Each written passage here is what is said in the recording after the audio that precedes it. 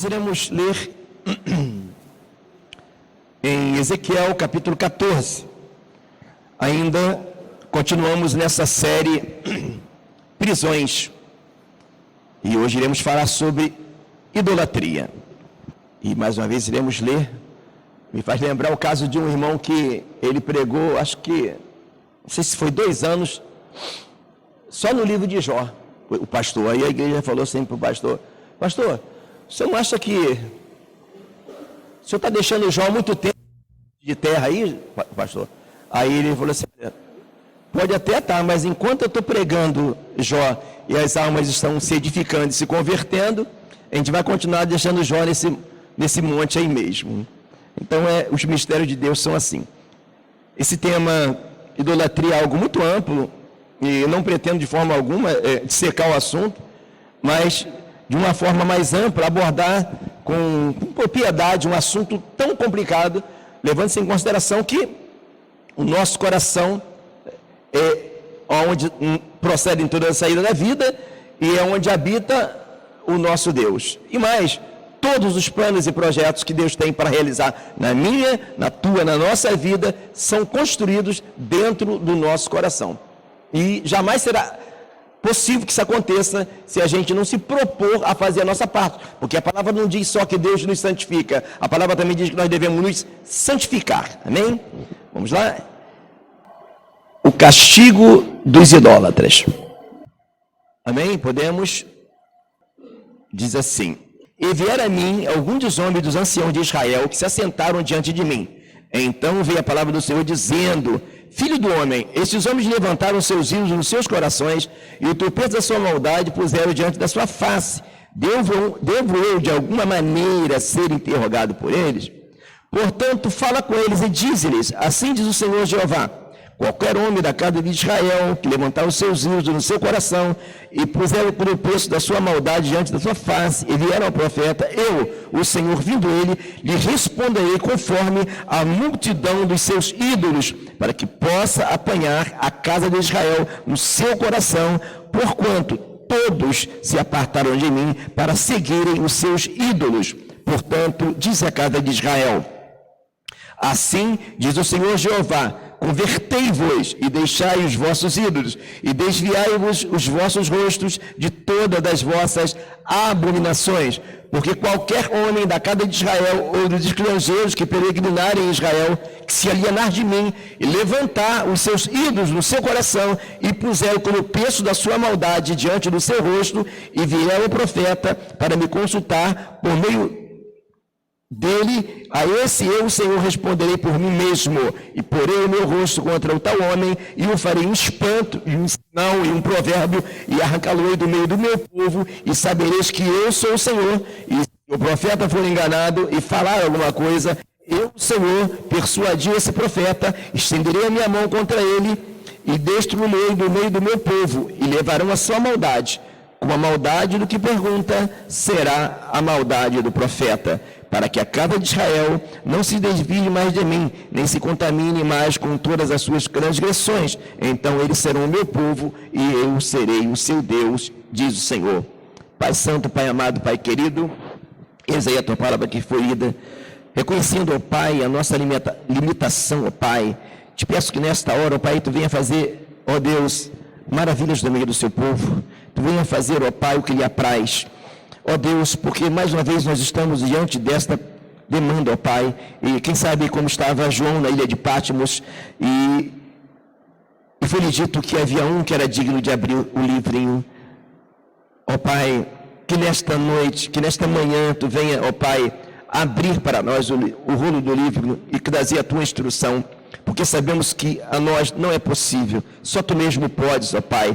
Então, Deus, nesta manhã, libera a tua palavra, alcança os nossos corações, nos edificando, nos purificando, glorifica o teu nome. Nesta manhã, te pedimos em nome de Jesus. Amém. Tomemos assento. Para quem está chegando agora nessa série, ou nesse vídeo, ídolos do coração. Por que é algo que tem que ser muito bem abordado? É porque ele não aparece. E dos ídolos que mais se destacam em nossos corações, primeiro é o dinheiro, que é a raiz de toda espécie de males. Pode acontecer que alguém tenha um ídolo ou outro, mas o ídolo chamado mamão, dinheiro, sempre haverá um coração onde existem outros ídolos. E há pessoas que idolatram pastores e placas de igreja, há pessoas que idolatram animais, tanto que na Índia a vaca é sagrada. Na Índia ninguém come uma picanha, né? A vaca é sagrada, a vaca ela é adorada. Mas não fique tão achando tão engraçado, que no Brasil também tem pessoas que idolatram animais. Para que se saiba disso, já existe também o culto pet. É para todos os gostos. O importante é agradar o cliente. O cara é um idólatra de animais, encontrou a igreja certa, né? A igreja que faz o culto para os animais. Culto pet. Não tem respaldo bíblico, não dá nem para tentar entender isso, né? Não é verdade? Mas tem. E idolatria a entes. Pessoas que idolatram mãe, pai, filho, esposa, marido, filhos. Hoje nós iremos falar especificamente de filhos. Idolatria a filhos. Por quê que é tão importante? Porque os nossos filhos, se Jesus não voltar, é a igreja de amanhã. É os obreiros de amanhã. Os nossos filhos, a palavra fala aqui, é herança do Senhor. A palavra fala que bem-aventurado aquele que enche deles a sua aljava, ou seja, é como flecha na mão dos valentes, os nossos filhos. Então, pensando bem, a importância de se educar o filho na palavra é muito forte. Observe uma coisa interessante, que uma criança, o seu caráter, a sua personalidade é formada até aos 5, no máximo 6 anos de idade. Ou seja, tudo que ocorre nesse tempo é o que vai marcar e vai moldar o caráter de uma criança. Uma mãe chegou para um médico e falou assim: meu filho já tem 4 anos. Quando que eu começo a educar o meu filho? O médico falou: olha, tem que estar 4 anos atrasado. Muitas pessoas às vezes nem percebem, mas até quando o filho está no ventre da mãe, se falar coisas que não deve, está se prejudicando o filho. Eu lembro quando a minha filha Karina nasceu, quando a doutora deu no colo da minha esposa, que ela ouviu a minha voz, ela olhou para a minha cara como quem estivesse me conhecendo. Mas por causa do meu tom de voz, ela identificou a minha voz. Eu achei aquilo muito engraçado, porque eu não tinha ainda conhecimento disso, até que eu descobri que uma criança, mesmo no ventre da sua mãe, ela tem os ouvidos muito aguçados. Daí o problema, quando a mãe está esperando um menino, e a mãe quer uma menina, ou vice-versa, e a mãe fala: eu queria tanto um menino. Você, de alguma forma, você já está trazendo para o teu filho algo que não é bom. Então dá para ver o grau do tema. E deixa eu observar uma coisa. Às vezes nós vemos pessoas com limitações, com dificuldades, e metendo bronca, e indo para o fronte de batalha. Tipo, esses dias eu vi um caso de uma mulher que ela não tinha os braços e também não tinha as pernas, mas ela, com a boca e o pincel na boca, ela pintava quadros maravilhosamente bem. Vi também um menino tocando violinos, louvando a Deus só com os pezinhos, ele não tinha os braços. E às vezes nós vemos pessoas que tinham tudo para decolar, estão em depressão ou estão derrotadas, salvo outros problemas. Geralmente é algo que aconteceu justamente na sua formação, na sua infância. E não iremos aqui dar uma aula de como criar os filhos, porque não teremos tempo para isso, e não é o propósito. Mas nesta pregação, nós iremos abordar justamente o tema idolatria. Não parece, mas é uma tremenda de uma prisão. Para você ter uma noção do tamanho do estrago, nós anotamos aqui 7 características de crianças que são mimadas, que são idolatradas. Número 1, não conseguem receber críticas. Só acha que a crítica é para destruí-la ou destruí-lo. Não entende que existem críticas que são construtivas. Tem dificuldade de reconhecer que errou, dificuldade de receber crítica. Criticou, você é amigo dele enquanto você não criticá-lo. Você criticou, você perdeu o amigo. Número 2, ela não é independente. Acostumou a mãe e o pai fazer tudo, tem dificuldade. Se for morar sozinha, vai ter que comprar quentinha todo dia, que não é capaz de fritar um ovo e fazer um miojo. Nem um miojo consegue fazer. Não é independente. Não consegue, às vezes, talvez só vá até Campo Grande. Se tiver que ir ao centro da cidade, se perde. Não tem independência. Não tem um sentido de defesa, de ataque e de superação. Percebe como é grave a criança que é mimada, a criança que é idolatrada? Terceiro, falta de coragem. Qualquer coisa amedronta essa criança. Quarto, enlouquece quando o plano falha. Eu me lembro quando eu era criança que eu fui na casa do irmão e ele foi fritar um ovo, né? A mãe frita o ovo, a comida estava pronta. Quando ele fritou o ovo, começou a fritar, ele começou a gritar. E eu fiquei espavorido, porque ele estava gritando tanto. Aí a mãe dele veio correndo, meu Deus, meu filho, a gema estourou. A gema estourou, o menino começou a gritar. Engraçado, mas é verdade. A gema estourou, ele começou a gritar, porque a gema estourou, ele só gostava da gema inteirinha. Mas ele não vai comer a gema? Porque tem que ser inteira. Mas foi isso que deixou o menino. Não tem iniciativa. Ausência de iniciativa. Criança mimada, idolatrada, não tem iniciativa. Tem dificuldade de compartilhar o que tem. Não, isso aqui é meu. Não compartilha, não empresta. Último, tem dificuldade de fazer amigos, são solitárias e querem sempre ser o centro das atenções, porque é assim que ela encara a vida. Por que uma prisão? Porque ela poderia fazer muito na sua vida, mas ela fica aprisionada nela mesma, numa prisão que os pais criaram sem que ela percebesse. Por que é uma prisão? Porque ela poderia conhecer pessoas que seriam bênçãos na vida dela, mas essa dificuldade de relacionamento impede isso. Por que é uma prisão? Ela poderia conquistar coisas, mas ela fica condicionada a um espaço pequeno de lugar, porque ela foi treinada para entender que o lugar mais seguro é a casa dela.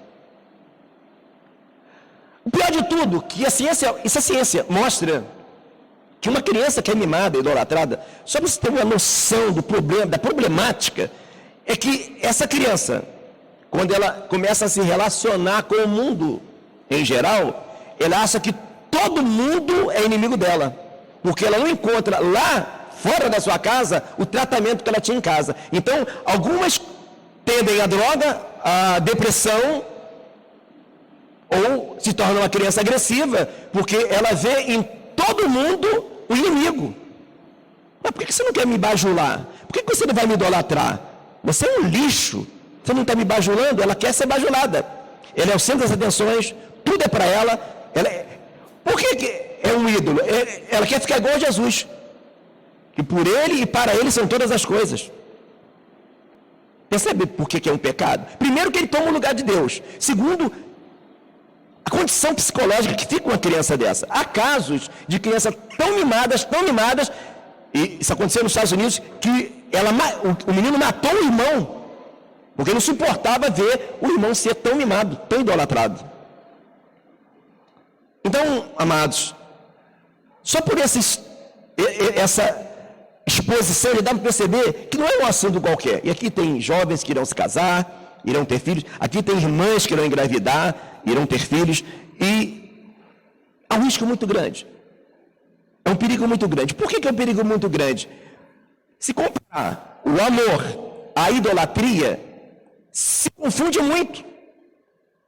Um pai que ama o seu filho, uma mãe que ama o seu filho, para um pai ou uma mãe que idolatra o seu filho. É uma linha tênue entre o amor e a idolatria.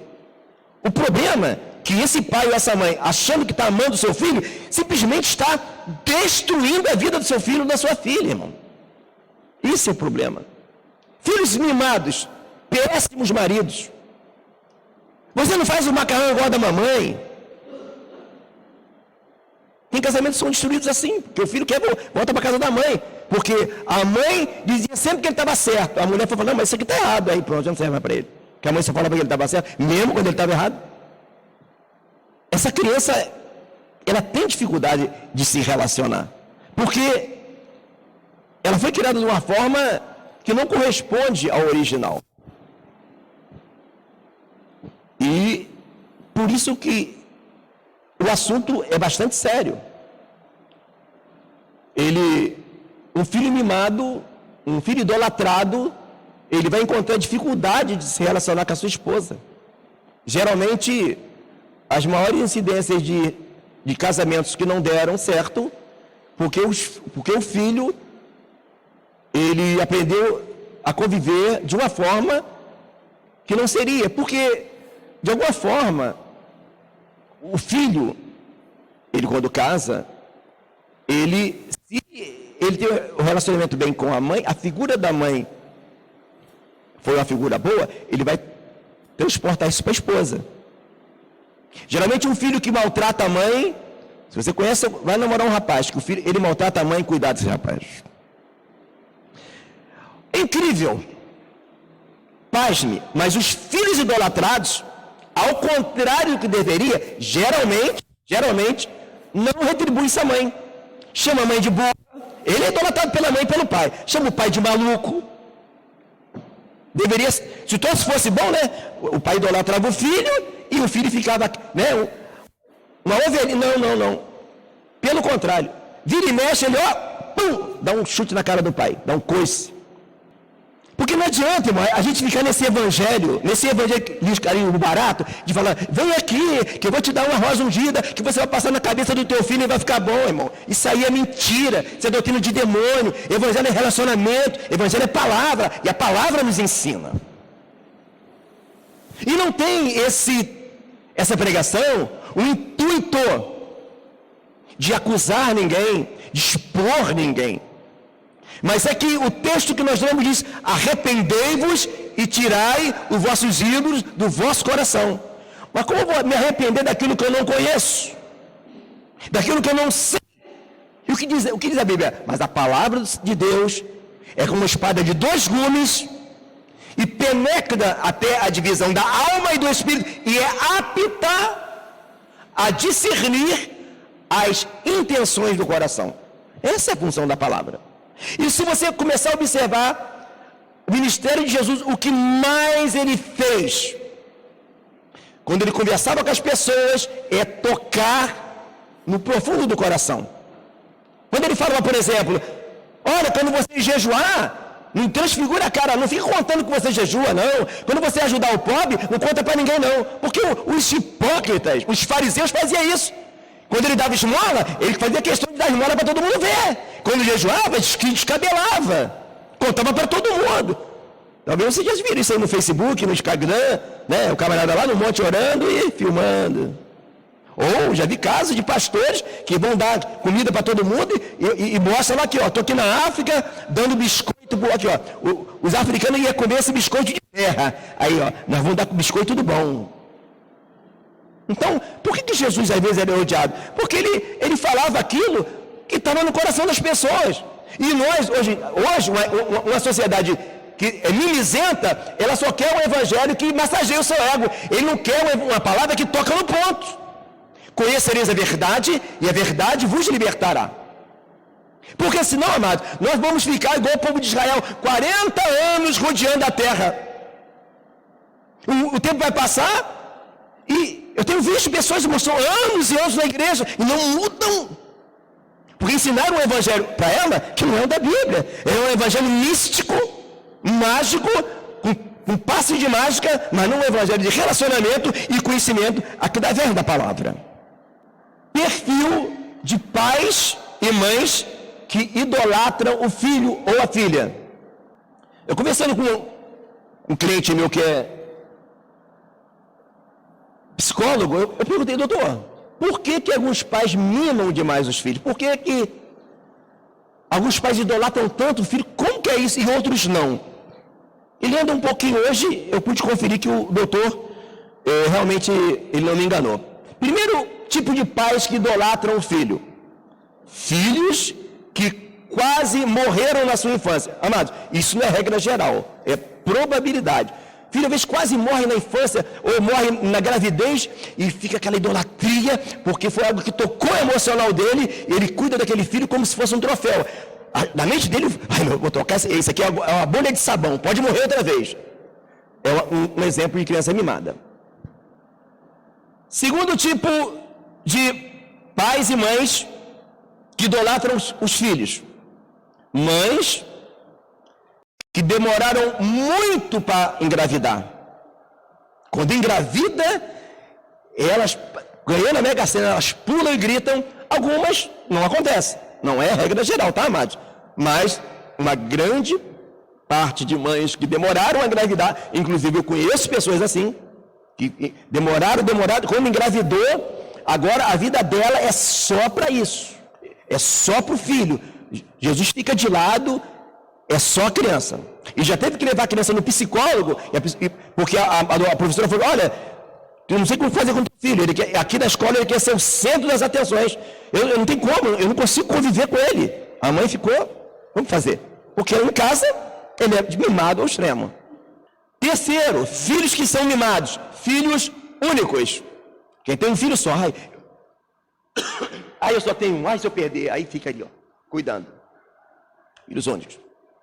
Quarto, filhos da velhice. Tô tão velhinho, meu filho nasceu, aí ele pensa assim, eu não vou ver se meu filho nem serviu o quartel. Aí começa a idolatria. Porque ele imagina assim, né?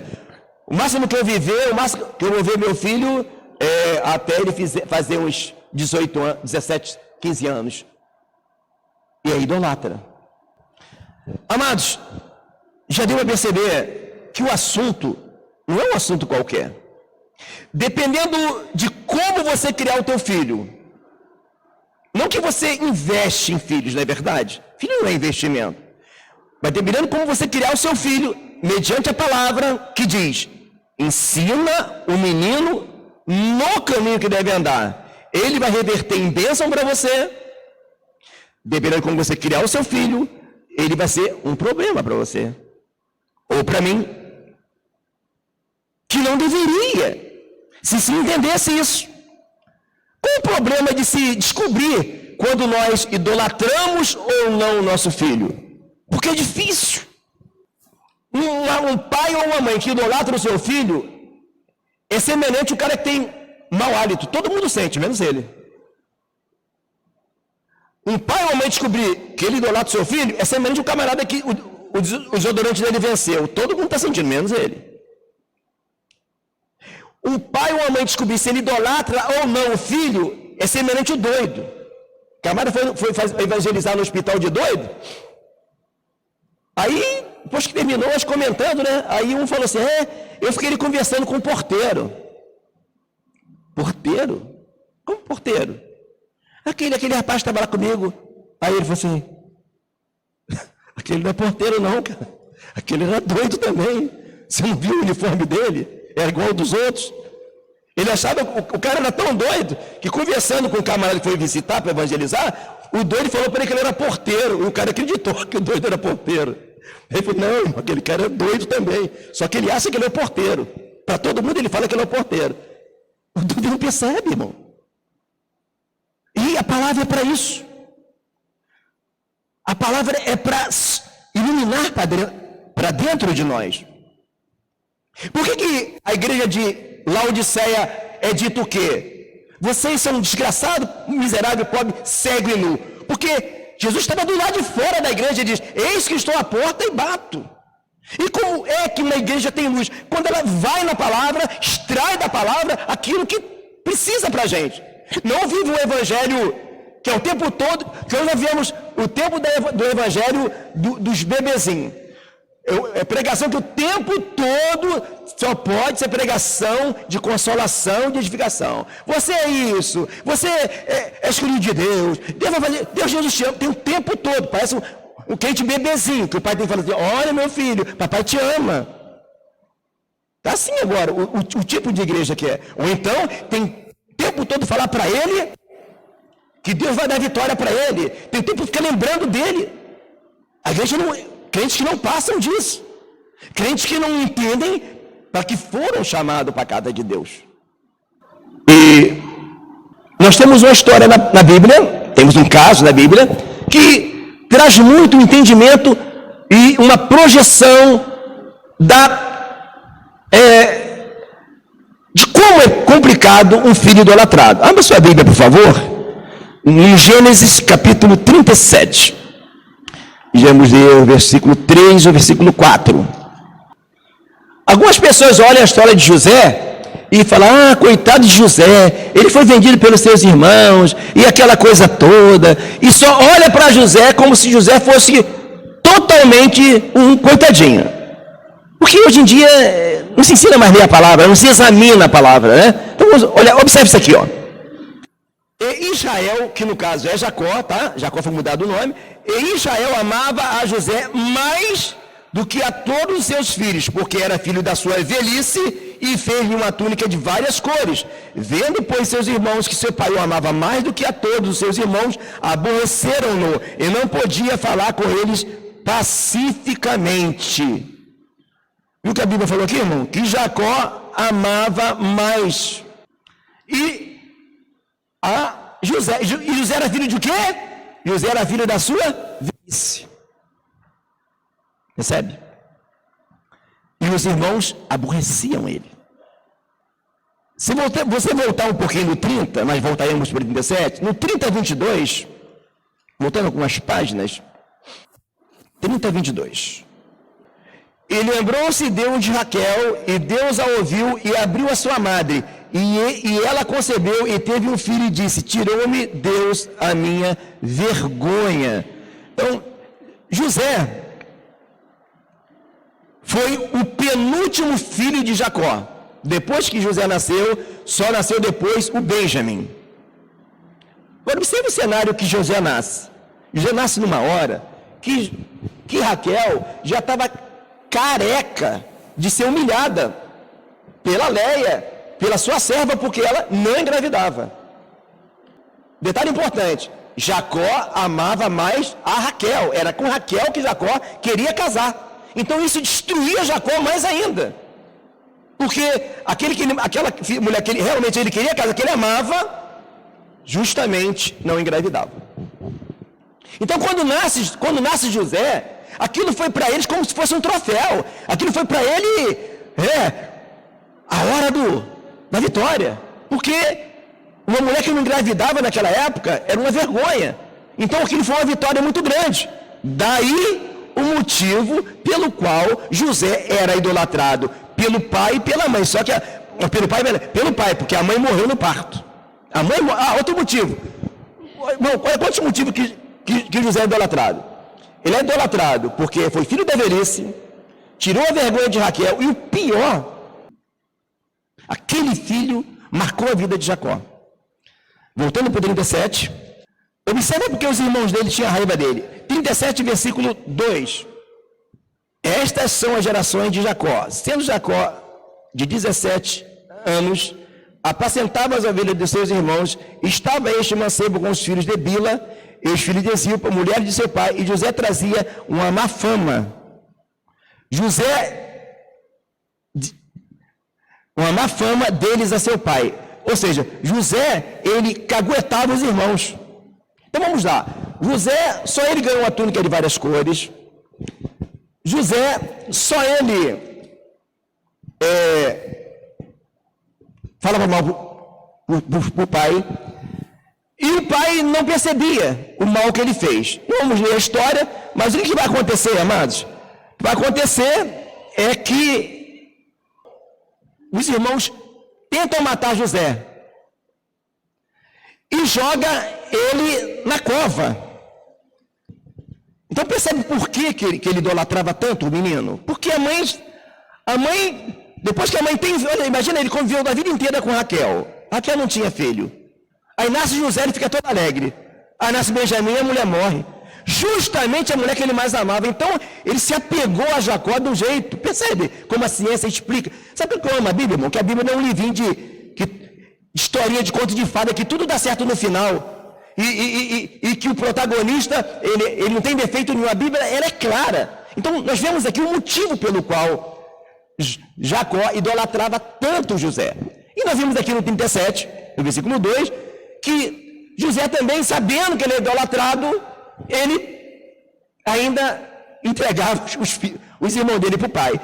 Agora, olha o tamanho do estrago que é uma criança idolatrada, além de todos aqueles que eu falei já no início. A gente não vai ler por causa da hora. O que acontece aqui, amados?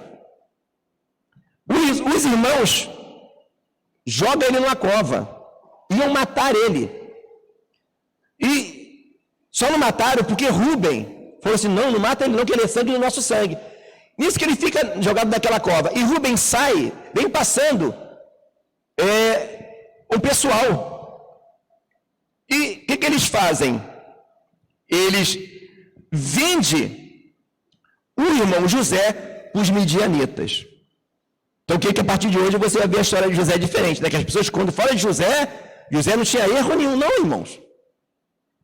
Isso é um detalhe que às vezes as pessoas não percebem do Evangelho, que a Bíblia não esconde. Que Deus, se você começar a caminhar com Deus, Ele vai te tratar. E às vezes Ele vai te levar por um caminho que não vai te agradar. Observa, isso não quer dizer que porque José era idolatrado, que José era um caso perdido. Mas agora José passou por todo aquele sofrimento, toda aquela idolatria que ele tinha dentro da casa do pai, que ele era o mais querido, lá na cadeia foi ao contrário. Percebe o que acontece? Pergunta, precisaria de acontecer tudo isso que aconteceu para Deus fazer de Jacó o que ele fez? Não precisava, irmão.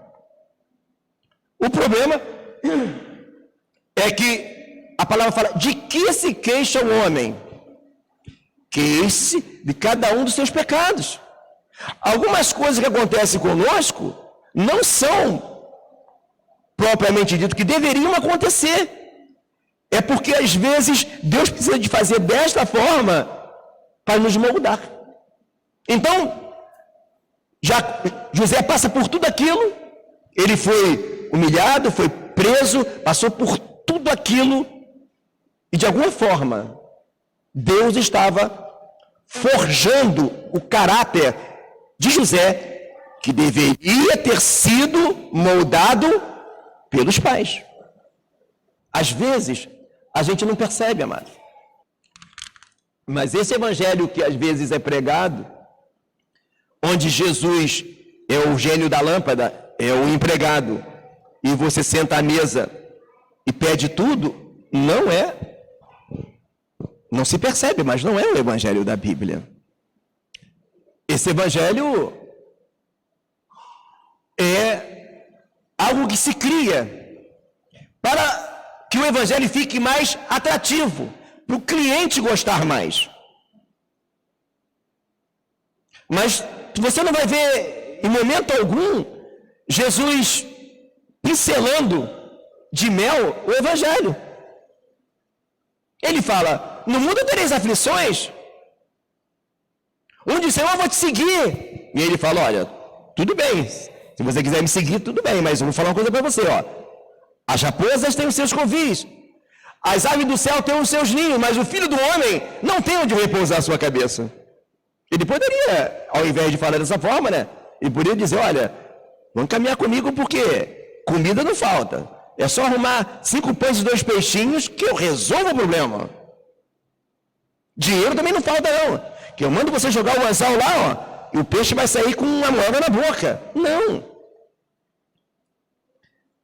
E o problema todo dos ídolos do coração,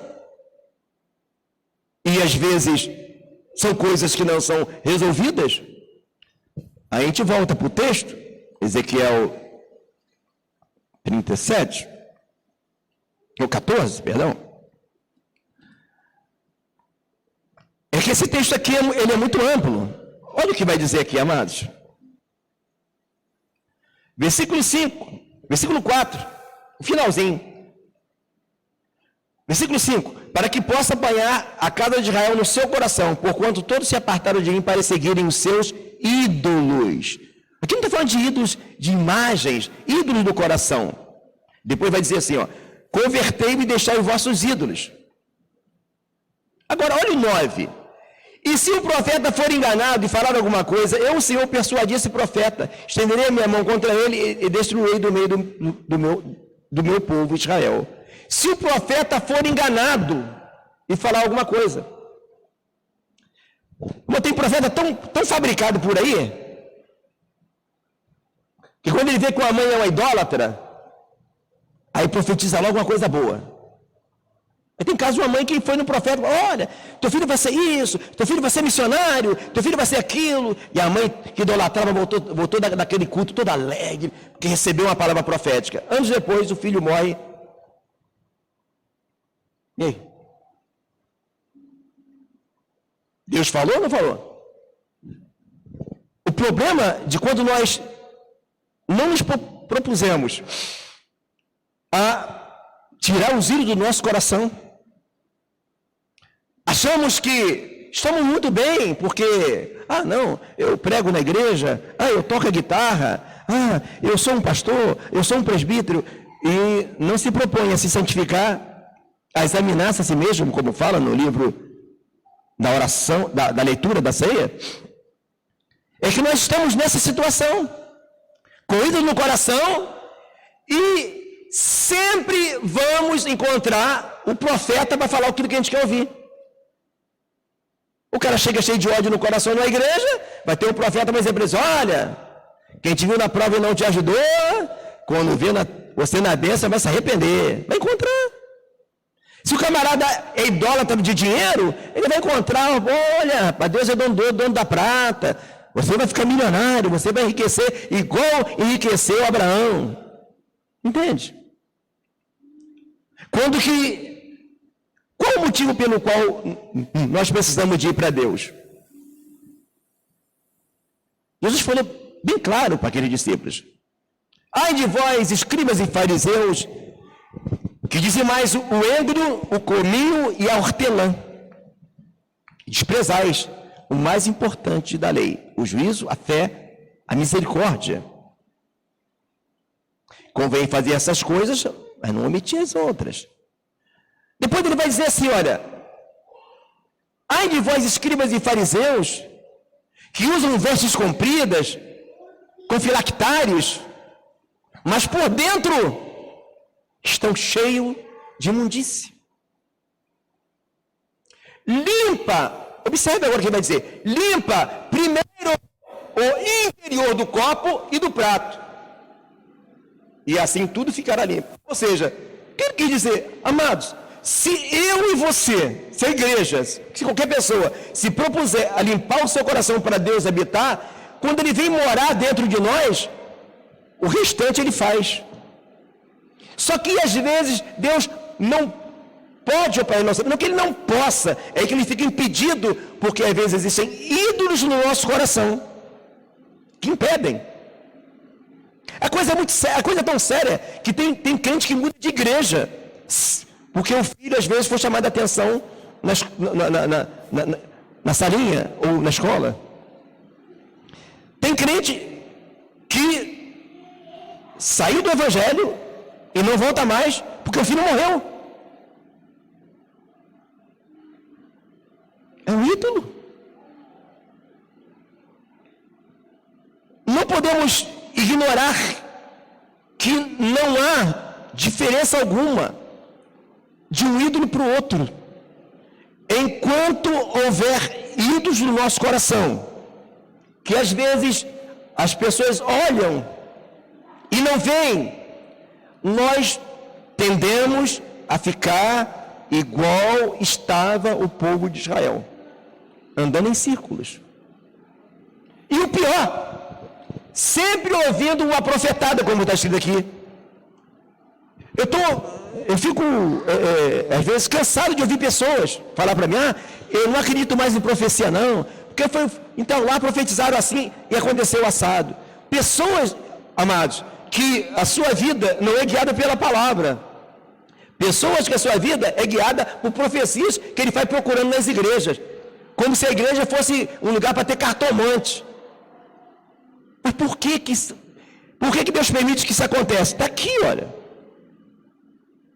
Porque a palavra fala de uma forma, e ele escuta de outra. Eles acham que creem em Jesus. Mas veja bem, a palavra fala assim, olha, quem crê em mim, como diz as Escrituras, rios de água viva correrão do seu ventre.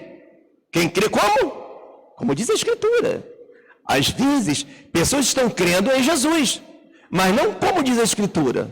Como eles inventaram para agradar o cliente, para agradar o ouvinte. E o pior de tudo, amados, o pior de tudo isso, alguns saem do Evangelho, com ódio do Evangelho, e o pior de tudo ainda mais, acha que aquilo que ele conheceu é o Evangelho. E se você for tentar falar, não, eu tenho tanto ano de igreja e para mim não quer saber de igreja não, porque aconteceu assim e assim assado. O pior de tudo é isso. Não entendeu o propósito pelo qual Deus nos chamou. A Bíblia fala que Deus não ouve pecadores, mas se alguém é temente e faz a sua vontade, a esse ele ouve. Irmãos, o que é o temor do Senhor? Precisa da sabedoria. E o que é o temor do Senhor? Aborrecer o mau caminho e a boca perversa. Ou seja, o temor do Senhor é às vezes ser o chato. Aborrecer o mal. É o que está na palavra, amado. E o que é fazer a vontade de Deus? A Bíblia fala que é a vontade de Deus a nossa santificação. A vontade de Deus é a nossa... Mas tem tanta coisa para ser... Por que é a nossa santificação? Porque na lei, ninguém era templo do Espírito Santo. Jesus morre na cruz para reconciliar o homem com Deus, nos tornar casa de Deus. Mas como ele vai morar numa casa que tem sujeira? Idolatria é sujeira. Então, o propósito fundamental da gente na igreja é a nossa santificação. Mas qual o problema? Que as pessoas, quando falam de santificação, pensam logo em roupa. Claro que faz parte, é importante. Mas Jesus falou bem claro que a santificação começa pelo Espírito. Santidade no Espírito, na alma e no corpo. Mas a mais difícil é no Espírito. Por quê? Porque ninguém vê. Ninguém vê uma mágoa no nosso coração, uma inveja, um ídolo. Ninguém vê. Agora, vendo ou não vendo, não tenha dúvida. Um ídolo no coração, no nosso coração, é um impedimento para que Deus possa fluir no nosso coração e fazer tudo aquilo que Ele quer. Por isso não adianta a gente ficar inventando um monte de coisas, sendo que o Evangelho é isso aí. É santificação. É examinar-se a si mesmo. É entender que a palavra fala, enganoso é o coração do homem, mais do que todas as coisas. Quem poderá conhecê-lo? E quando se fala de idolatria a filhos, como disse, é uma linha tênue entre amar um filho e idolatrar um filho. É um risco que corremos. E como que eu percebo? Como que eu me livro disso? Primeiro, é a oração. Sonda-me, ó Deus, e vê se há em mim algum caminho mau. Segundo, é entendendo uma das principais evidências de quando há ídolos no nosso coração. Existe ansiedade. Existe irritabilidade. Sempre haverá. E o que fazer? Observar. Por exemplo,